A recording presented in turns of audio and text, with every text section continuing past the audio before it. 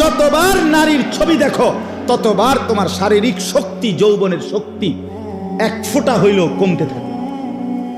প্রত্যেকটা গুনাহ মানুষের শরীর দুর্বল করে, এটা প্রমাণিত। সাহাবীদেরও কৌল, চিকিৎসা বিজ্ঞানের দৃষ্টিতে আপনি খবর নিয়ে দেখেন। তাহলে এই শরীর তো ভিতরে খোলস হয়ে যাচ্ছে নারী দেখতে দেখতে, ছবি দেখতে দেখতে, অশ্লীল দৃশ্য দেখতে দেখতে, উলঙ্গ ছবি দেখতে দেখতে, নিজের হাতকে নিজের লজ্জাস্থানে অবৈধ ব্যবহার করতে করতে শরীর শেষ, যৌবন শেষ।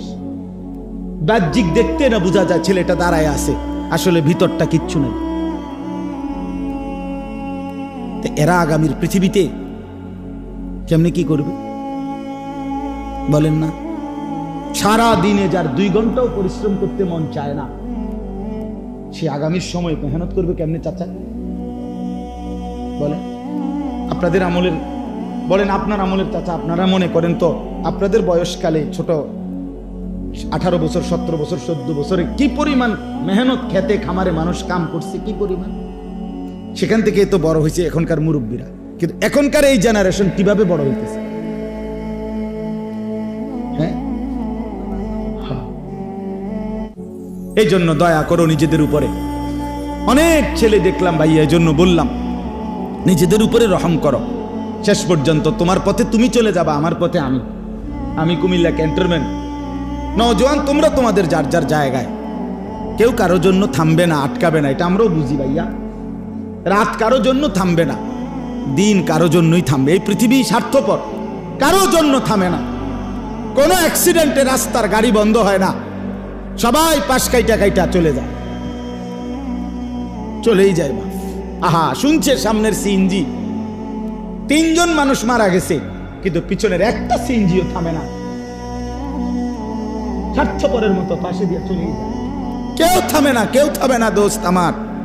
আমি নিজ চোখে দেখছি, ওই বিজরা একবার রাতের 2টা-2:30টার দিকে একটা যুবক মোটরসাইকেল অ্যাক্সিডেন্ট করে একবারে মানে কুড়া কুড়া হয়ে গেছে, টুকরা টুকরা হয়ে গেছে, একটা মানুষ দাঁড়ায় নাই, সব পাশ দিয়ে চলে গেছে।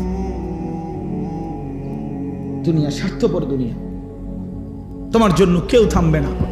বন্ধু নামের এই দুষ্টরা যারা তোমার দিবানিশি উলঙ্গ ছবি আর নর্তকীর নাচ আর জিনা ব্যভিচার আর অশ্লীল কথাবার্তা শিখাইছে, দেখাইছে, তুমি হারিয়ে গেলে, চলে গেলে, এরা একদিনও তাদের কোনো কিছু বন্ধ রাখবে না।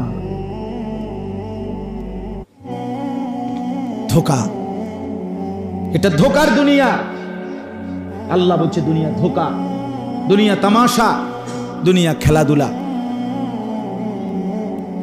দুনিয়া বাইতুল আনকাবুত, মাকড়সার ঘর।